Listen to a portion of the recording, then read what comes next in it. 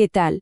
Hoy vamos a meternos de lleno a desentrañar unos trastornos del aprendizaje que son complejos, pero de verdad súper importantes de entender. Y para arrancar, partamos de una idea clave. El lenguaje, en el fondo, no es más que un código. Y miren, esa pregunta es justo el centro de todo lo que vamos a explorar. ¿Por qué? Porque a veces el problema no está en las letras, no está en lo que leemos. A veces el verdadero desafío está en ese otro tipo de comunicación, esa que no se ve a simple vista. Exacto. El lenguaje es, bueno, la herramienta maestra que tenemos para compartir lo que pensamos, lo que sentimos. Es la base con la que construimos nuestro comportamiento, con la que nos conectamos con la cultura. Por eso es que, claro, si hay un retraso en adquirirlo, el impacto se puede sentir en todo, tanto en lo social como en lo intelectual. Ok, entonces, ¿cómo empezamos a desarmar todo este tema? Bueno, arranquemos por lo que quizás es más familiar para muchos, los trastornos que tienen que ver con el lenguaje escrito.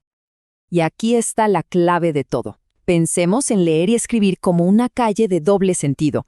Por un lado, tenemos que decodificar, o sea, descifrar esas letras que vemos. Y por el otro, tenemos que codificar, es decir, transformar nuestras ideas en ese mismo código para escribirlas. Y es justo ahí, cuando ese flujo se corta, que empezamos a hablar de trastornos específicos del aprendizaje. Empecemos con la dislexia. Y, a ver, aclaremos algo de una vez. No es solo ver las letras al revés. Eso es un mito. Es mucho más profundo. Hablamos de una dificultad de raíz que afecta cómo se procesan los sonidos de las palabras, su significado, su orden, todo. Y el resultado, claro, es una comprensión lectora baja y serios problemas para escribir con claridad. Luego está la disortografía. Ojo, que esto es otra cosa. Aquí la persona puede leer perfectamente bien, pero a la hora de escribir, ahí está el problema. La dificultad está en aplicar las reglas de ortografía. Es como si conocieran las palabras, pero no las reglas del juego para escribirlas bien. Y para cerrar este trío, tenemos la disgrafía. Aquí el tema es casi puramente físico. Es motor. Estamos hablando del acto mecánico de escribir. Es lo que muchos llamarían simplemente tener mala letra, pero en realidad es una condición funcional que afecta directamente la calidad y la fluidez del trazo. Y justo para que quede súper claro, esta tabla lo resume perfecto. Dislexia, un problema para reconocer las letras. Disortografía, un problema para aplicar las reglas de ortografía. Y disgrafía, un problema con el movimiento de la mano al escribir. ¿Se ve la diferencia? Son tres desafíos muy distintos, aunque a veces se confundan. Muy bien. Ahora vamos a cambiar de carril. Dejamos por un momento estos trastornos del lenguaje escrito, que al final del día son más visibles, ¿no? Y nos vamos a meter en un terreno mucho menos conocido y, la verdad, bastante malinterpretado. Aquí la cosa se pone fascinante, porque hablamos directamente del cerebro. El trastorno del aprendizaje no verbal, o TANF, tiene su origen en el hemisferio derecho. Pensemos en esa parte del cerebro como el centro de operaciones para casi todo lo que hacemos que no involucra palabras. Ok, la definición formal puede sonar un poco intimidante, ¿verdad? Pero vamos a bajarla a tierra. En esencia, estamos hablando de una dificultad para entender y usar toda la información que nos llega sin palabras. Hablamos del espacio, de las imágenes, de los gestos, de todo ese universo de comunicación no verbal. Y esto en el día a día se ve en cosas súper concretas. Por ejemplo, una dificultad enorme con las matemáticas.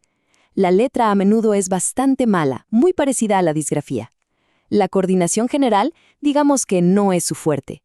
E incluso al leer, aunque decodifiquen las palabras, les cuesta un montón captar la idea general, el cuadro completo del texto.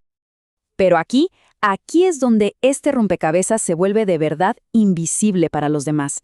Imaginen tener problemas para leer un gesto, una expresión en la cara de alguien, o para pillar un sarcasmo.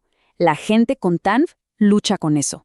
A veces hasta su propia forma de hablar, su entonación, suena un poco fuera de lugar. Y claro, todo esto complica muchísimo las relaciones sociales. Y esto nos lleva a una pregunta delicada. Una que genera mucha confusión y a veces dolor. ¿La gente con TANF no tiene empatía? La respuesta es un rotundo no. Y este es un mito que tenemos que derribar ya.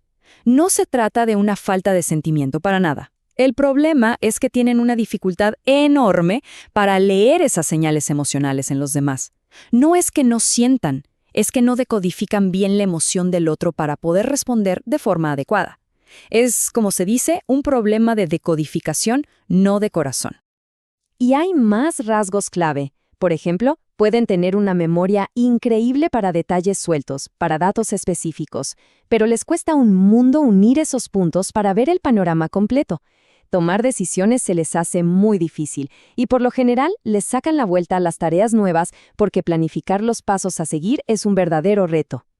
Entonces, después de ver todo esto, la pregunta es, ¿por qué es tan importante entender y diagnosticar bien estos trastornos? Bueno, la respuesta lo cambia todo para la vida de una persona. Pasa que muchos de estos síntomas se parecen, se empalman con los del TDAH o incluso con los del espectro autista. Por eso un diagnóstico preciso es crucial. Es la única manera de asegurar que la ayuda y las terapias que reciba la persona sean justo las que necesita y no otras.